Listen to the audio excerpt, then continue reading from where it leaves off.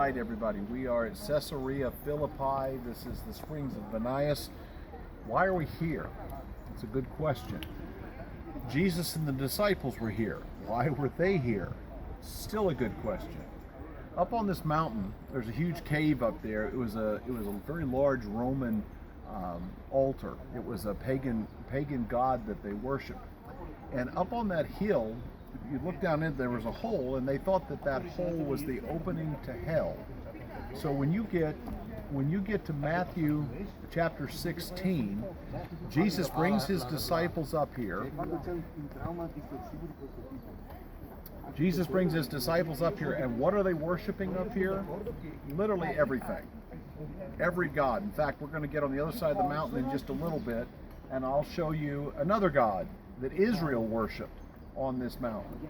So Jesus brings them up here. They're looking at all of these gods, and obviously it's a quiet place to reflect. Lebanon's right there, Syria's right there. We're sitting right on the border of the three countries in modern times. But this is where Jesus asked Peter the question, "Who do you say that I am?" And Peter said, "You are the Christ, the Son of God." And that's when Jesus said, "Blessed are you, Simon, because flesh and blood has not given you this information, but this is given to you from God. And upon this rock I will build my church." Well, it wasn't that rock, and they misunderstand. Peter's name is Petros, which means little rock. It means a little rock. Petra is rock. Upon the big rock, I will build my church. What's the big rock? The statement.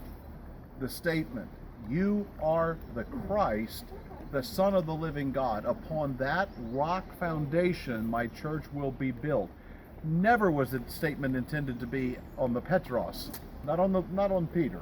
It was meant to be built upon that foundational statement that Jesus is the Christ. Therefore, anytime anybody accepts Jesus, if you go into our baptismal room, if you do it at the ocean with us, what's the statement you make?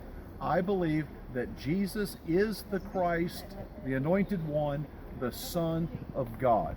Very same statement that Peter made right here on this spot. You can go up and stand at the gates of hell if you would like, but this is Caesarea Philippi. From here, once that happens in Matthew 16, Jesus turns and he heads straight for Jerusalem. And so there's stops and teachings along the way, but he's from here. Once that statement is made, he's on his way to the cross.